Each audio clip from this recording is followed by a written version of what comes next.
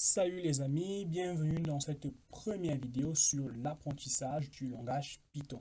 Dans cette nouvelle série de vidéos sur cette chaîne RALF Developer, nous allons voir ensemble et apprendre le langage Python. Vous allez me dire, ok Ral, c'est bien beau tout ça, mais le langage Python, qu'est-ce que c'est? Il s'agit d'un langage de programmation informatique comme il existe des tas tels que le C#, le PHP, le JavaScript, le Lua, et etc. Donc le langage Python, c'est juste aussi l'un de ces langages de programmation. Avec le langage Python, le langage Python, lui, vous ouvre toutes les portes. Avec le langage Python, vous pourriez faire du développement web, du développement logiciel, du développement d'applications mobiles, que ce soit des applications mobiles ou web. Vous aurez aussi la possibilité de faire dans d'autres domaines tels que la big data, la cybersécurité et des tas d'autres choses. Si vous aimeriez donc développer n'importe quel projet, soyez-en sur le langage Python, lui vous ouvre les portes pour réaliser cela. Il y a des tas de logiciels, des tas d'applications qui sont développées en Python.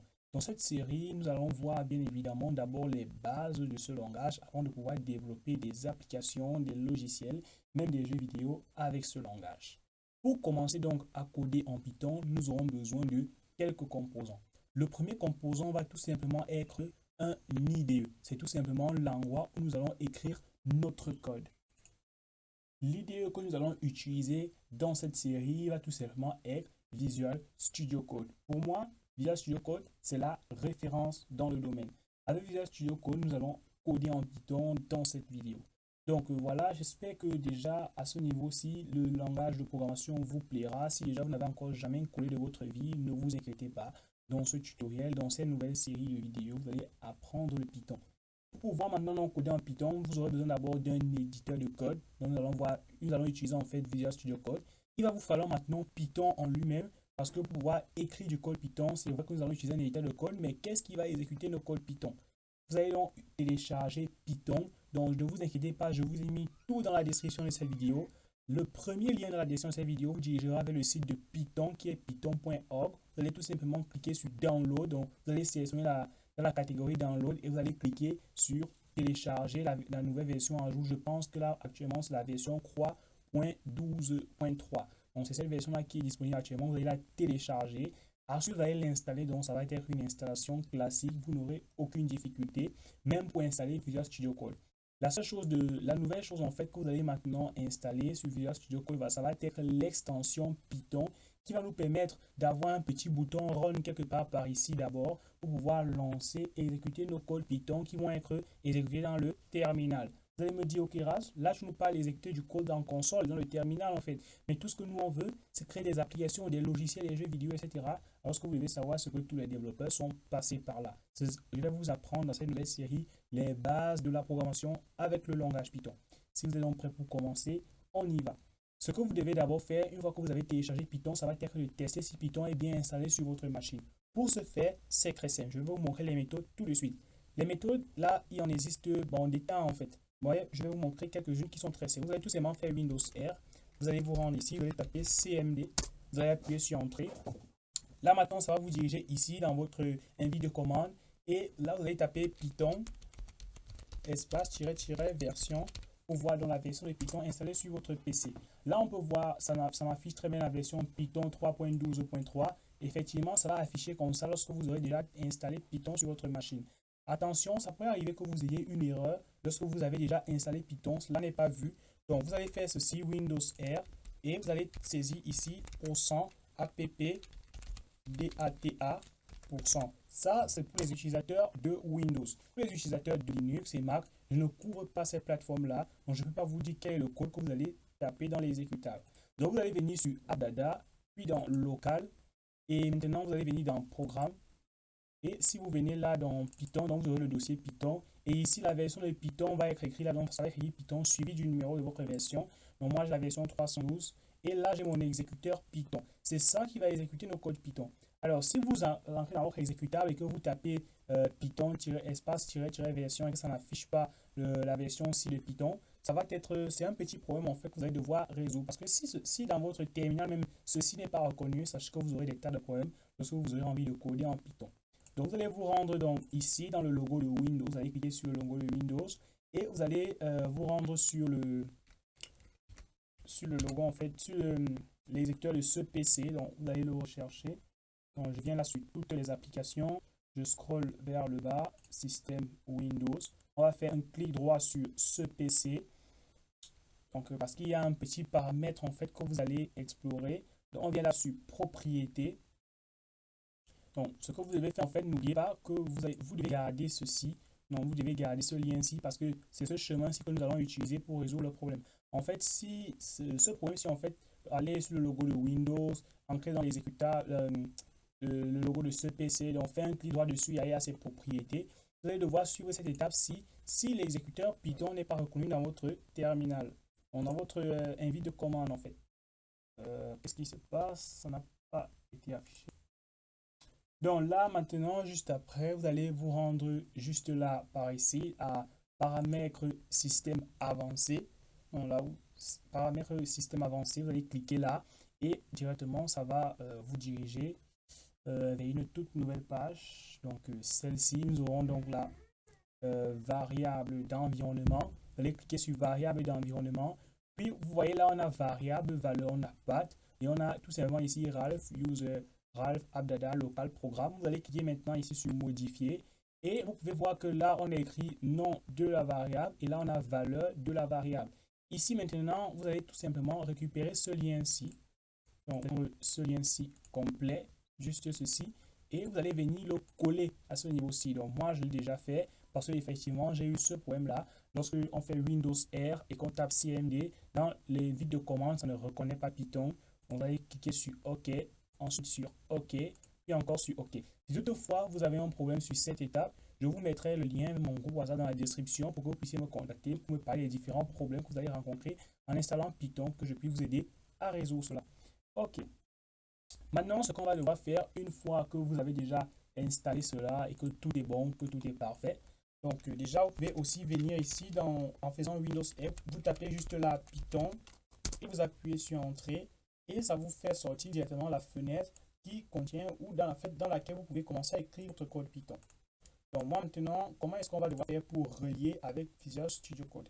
Normalement, lorsque vous avez déjà installé Python sur votre machine, lorsque vous entrez maintenant dans VS Code et que vous allez commencer à écrire du code Python, automatiquement Visual Studio Code va détecter que c'est du Python et votre exécuteur Python va être affiché quelque part.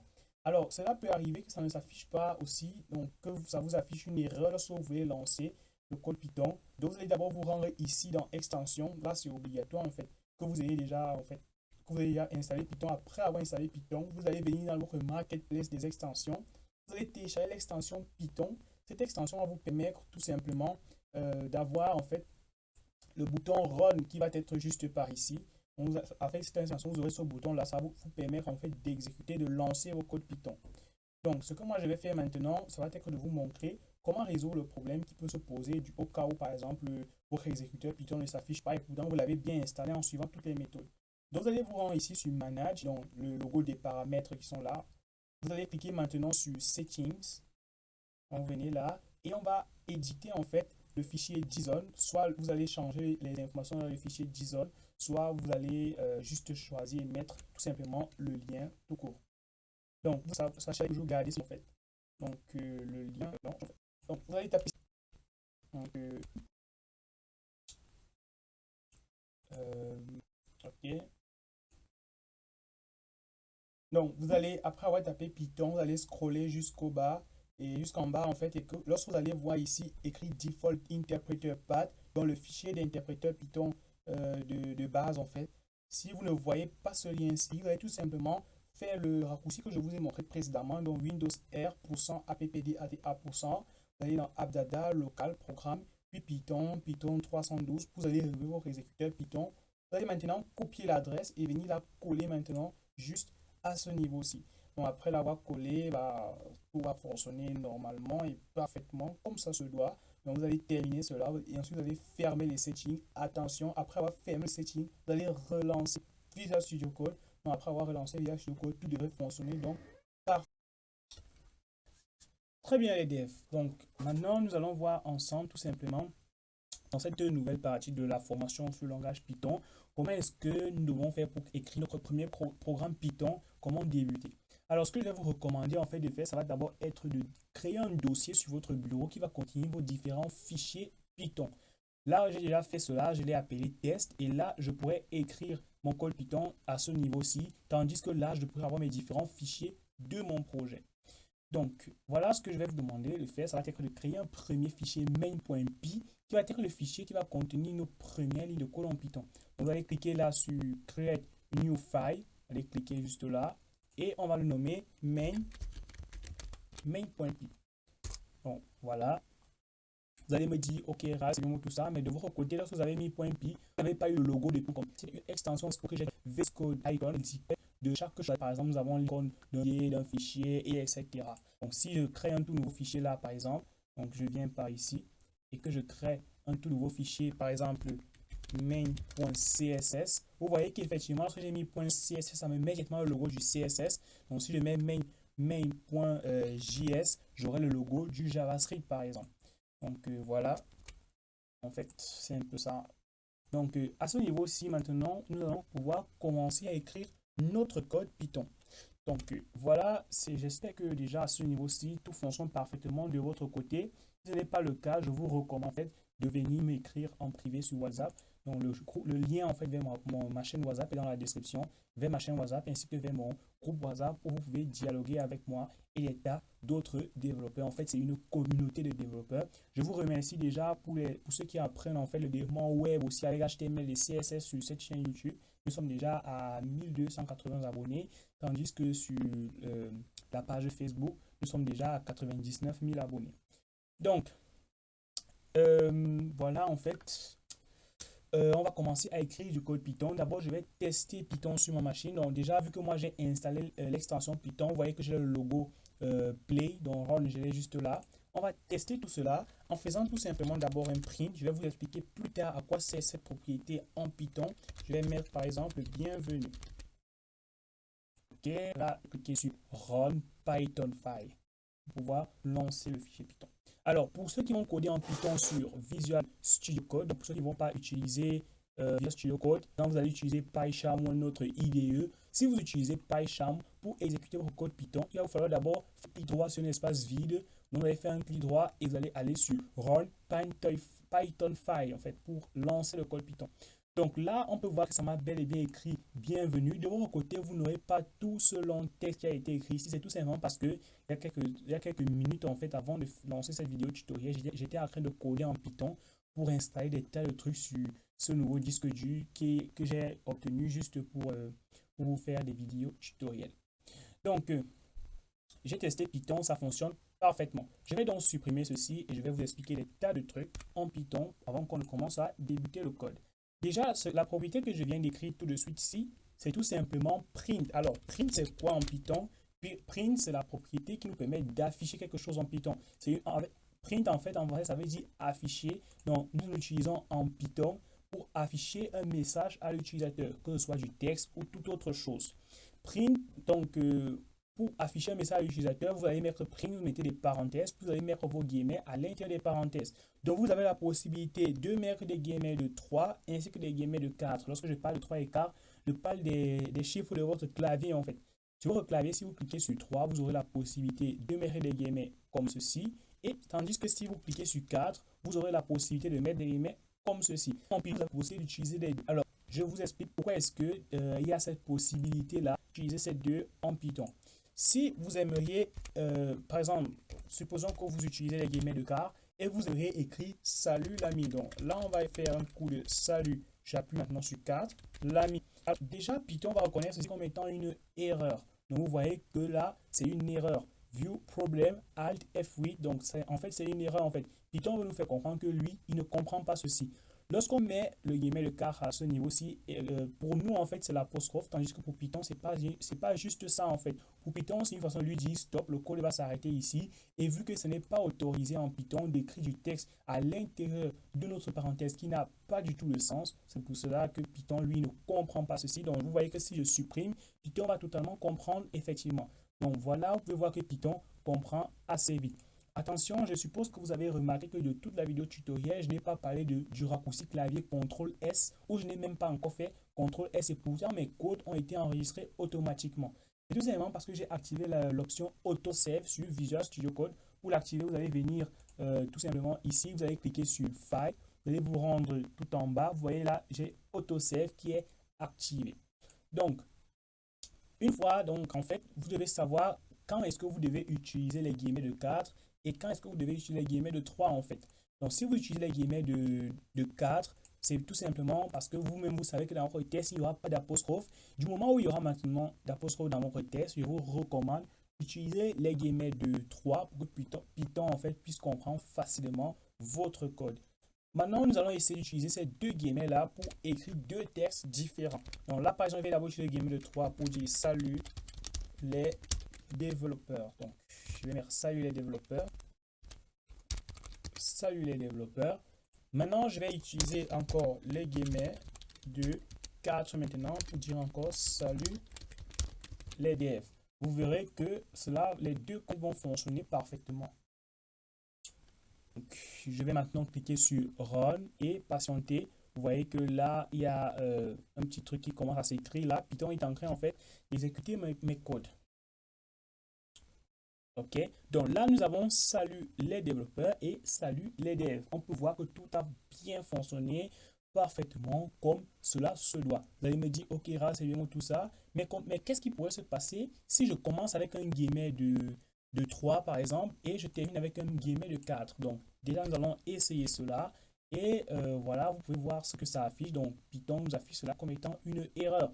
Ici nous avons au niveau du terminal, au niveau de problèmes, nous avons là deux problèmes car Python lui ne comprend pas tout simplement cela. Alors vous allez constater lors de votre code, au fur et à mesure que vous allez évoluer en Python, vous allez constater que des fois il y a des soulignements en jaune. Donc, des fois, il y a des soulignements en jaune et des fois, il y a des ampoules qui apparaîtront par ici. Alors, ce ne seront pas des erreurs là-bas, en fait. Lorsque vous allez savoir qu'il y a une erreur quelque part, sachez que Python va vous souligner cela en rouge ou va vous montrer un signe rouge quelque part qui vous signalera que c'est une erreur. Alors, les soulignements en jaune et les ampoules qui apparaîtront ne sont pas des erreurs, mais des suggestions que pouvez vous proposer Python. Par exemple, vous pouvez par exemple mettre... lorsque vous allez apprendre à importer des modules, par exemple, vous pouvez mettre import custom techinter et que vous écrivez mal custom techinter, Python va vous suggérer de bien écrire. Lorsque vous allez cliquer par exemple sur l'ampoule, automatiquement custom techinter va bien être écrit à votre place en fait. Donc ce sont des suggestions que Python vous proposera. Au fur et à mesure que nous allons coder, nous verrons aussi même par nous-mêmes aussi cette ampoule qui apparaîtra et aussi le soulignement en jaune. Donc moi, vous pouvez très bien voir que là, vu que j'ai utilisé le guillemet de car, Python a reconnu cela comme étant une erreur et lui ne peut pas du tout exécuter cela. Vous allez me dire, ok, c'est bien bon tout ça, mais qu'est-ce qui se passe si j'exécute un code qui est une erreur? Alors, c'est tout simplement, si vous exécutez un code qui est une erreur, bah, cela ne va pas fonctionner et Python, lui, ce qu'il va faire, il va tout simplement agir comme une machine qui est là pour afficher une erreur, c'est-à-dire dans le terminal par ici, ça va nous afficher à quelle ligne de code est-ce qu'il y a une erreur. Je vais prendre un exemple. Je vais par exemple mettre ici un guillemet de 4. Je vais cliquer sur Run pour exécuter le code. Et nous allons voir ensemble ce que Python va nous afficher. Il pourrait par exemple nous dire que l'erreur est à la ligne numéro 1 ou encore tout simplement dire qu'il y a une erreur quelque part sur votre code.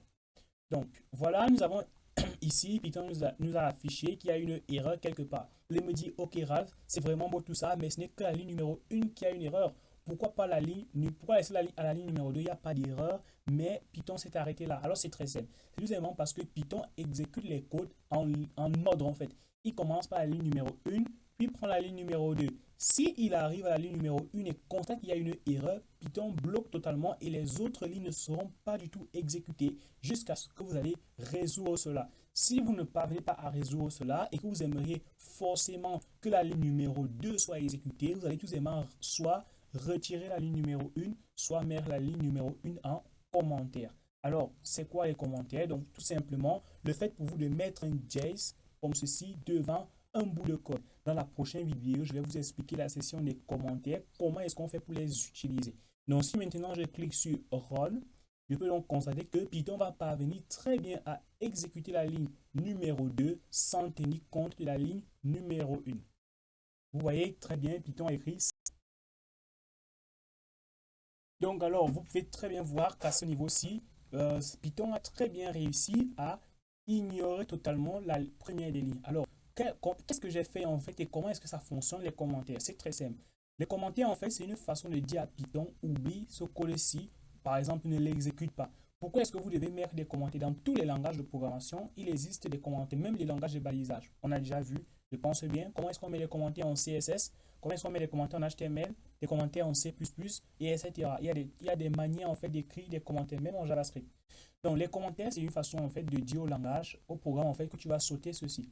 Je vous explique d'une manière très simple. Supposons que ce bout de code-ci, vous ne voulez pas le supprimer. Parce que déjà, je suis sûr que le requin, vous me dites, bah, si ce code ne fonctionne pas, pourquoi ne pas le supprimer? Ou si nous n'aimerions pas que Python exécute cela, pourquoi ne pas le supprimer? Alors, déjà, si vous ne voulez pas le supprimer, peut-être parce que c'est un bout de code que vous allez réutiliser plus tard, vous devez mettre cela en commentaire. Bien évidemment, il y a une méthode pour mettre les commentaires. Si vous êtes à tellement de lignes de code, je prends un cas très simple. Supposons que là, vous avez... Bon, moi, je vais essayer de cloner ceci, donc de mettre ceci en plusieurs. Donc, comme ça. Donc, moi, je vais essayer de mettre ceci plusieurs fois, en fait. Peut-être, bon, je vais par exemple me limiter là maintenant. Supposons que ces lignes de code ici c'est tellement de lignes de code, vous ne pouvez pas mettre un dièse devant chaque chiffre. Parce que là, on a chiffre numéro 1, numéro 2, 4, 5, etc. C'est tellement les chiffres, en fait. Comment est-ce que vous pouvez faire pour mettre des commentaires? Parce que c'est trop de chiffres. C'est très simple. Vous pouvez tout simplement utiliser les guillemets de 3 en cliquant dessus 3 fois en fait. Vous faites une fois, 2 fois, puis 3 fois. Vous allez voir que ça va souligner tout ceci en rouge. Donc ce sont des erreurs en fait. Pour que ce soit donc plus reconnu, pour que ce soit en fait reconnu comme du simple texte, vous allez maintenant refermer au niveau où vous aimeriez que ce soit arrêté. Si maintenant je relance mon programme, Python ne reconnaîtra pas ceci. Alors, c'est très simple. Maintenant, je vais écrire un programme qui va être exécuté à lui tout seul. Je vais donc faire un print et je vais dire, par exemple, n'oublie pas de t'abonner. Donc, tu dois surtout pas oublier de t'abonner. Maintenant, je vais cliquer Pareil, donc lancer le fichier Python et vous allez tout simplement exécuter la ligne numéro 5 qui dit n'oublie pas de t'abonner. Donc, on patiente. OK. Et voilà, tout fonctionne parfaitement. Vous voyez que Python a totalement ignoré ces autres codes ici. Donc, comme je vous l'expliquais, Python, ce que lui fait, c'est qu'il lit en fait le code ligne par ligne. Donc, il a commencé par la ligne numéro 1. Il a constaté que j'ai mis des commentaires par ici. Il ignore donc totalement cette ligne. Et lorsqu'il veut continuer, il constate donc que le commentaire, lui, il continue totalement. Et arrivé à ce niveau-ci, Python a constaté que le commentaire était fermé par ici. Il passe donc totalement à la ligne suivante. Et arrivé à la ligne suivante, il constate qu'il n'y a pas du tout de commentaires et je lui ai tout simplement demandé d'afficher, n'oublie pas de t'abonner. Donc, tout fonctionne pour l'instant parfaitement. Ce que nous allons voir maintenant, ça va être les variables avec Python. Donc, nous allons voir ensemble maintenant comment créer des variables en Python. Donc, une variable, nous allons créer en fait une variable qui va tout simplement garder le nom d'un utilisateur. Pour créer une variable en Python, c'est très simple. Donc, je supprime tout ce code-ci. Ne vous inquiétez pas, dans la description de chacune de ces vidéos, vous aurez le code source complet des différents projets d'avancement et des fichiers d'exercice qui vous seront fournis. Donc, pour ce faire maintenant, pour créer une variable en Python, c'est très simple. Supposons que nous aimerions créer une variable qui va contenir le nom d'un utilisateur. Donc, moi, je vais mettre la création d'une... Donc, là, je vais mettre d'une variable username. Donc, username dans le nom de l'utilisateur. Pour créer maintenant cette variable qui va contenir le nom de l'utilisateur, c'est très simple. Je vais tout simplement mettre là nom, espace qui va être égal maintenant au nom de l'utilisateur. Je vais mettre mon guillemet maintenant de 3. Par exemple, ça va être Ralph. Maintenant, un tout petit peu plus bas, je vais maintenant demander à Python d'afficher le nom de cet utilisateur. Parce que déjà, juste à ce niveau-ci, je n'ai rien fait du tout. Si je compile mon code maintenant, rien ne va fonctionner parce que je n'ai pas dit à Python ce qu'il va faire de ma variable. Donc, moi, je vais donc mettre là, afficher. Donc, je mets d'abord, je commente mon code. En fait, moi, j'aime beaucoup commenter mon code lorsque je fais du Python. Il y a le Python ainsi que le CSS. Ce sont ces deux langages-là. J'aime beaucoup commenter mon code. Donc, là, je vais mettre maintenant afficher ma variable dans un print. Donc, dans un print. OK, pour afficher dans ma variable dans un print, c'est très simple. Je vais tout simplement faire un print qui va maintenant être, par exemple, tu t'appelles. Donc là, on va y arriver en fait. Tu t'appelles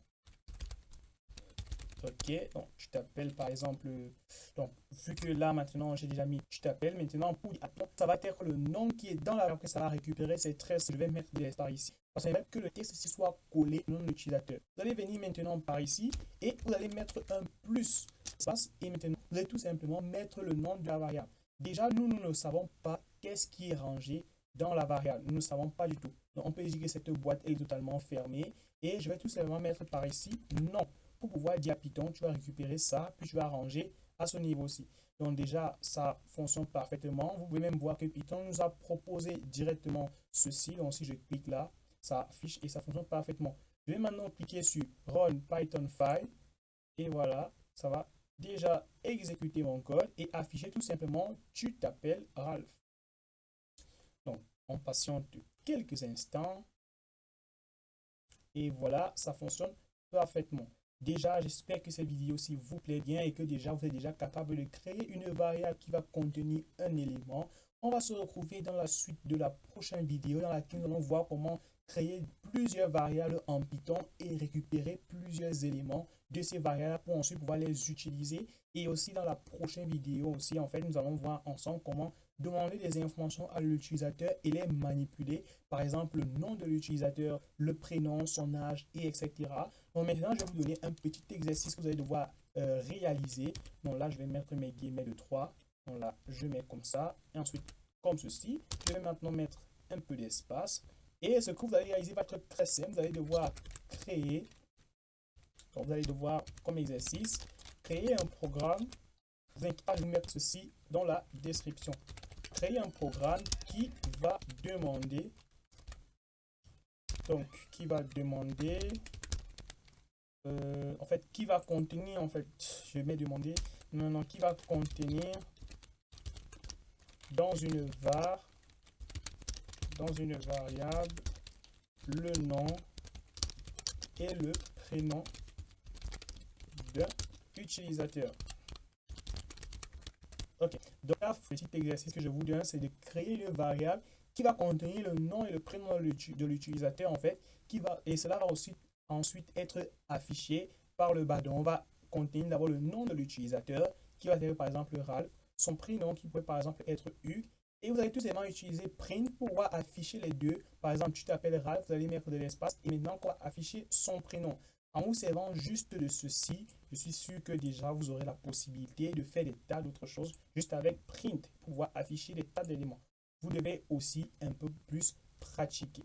J'espère que cette vidéo-ci vous a plu. Si c'est le cas, n'hésitez pas à la liker, à la commenter, à la partager, à vous abonner à la chaîne si ce n'est pas encore fait. En tout cas, c'était Ralph. On se revoit très bientôt dans une prochaine vidéo. Je vous remercie déjà pour ceux qui se sont abonnés. Ça m'aide beaucoup et ça m'encourage pour la suite.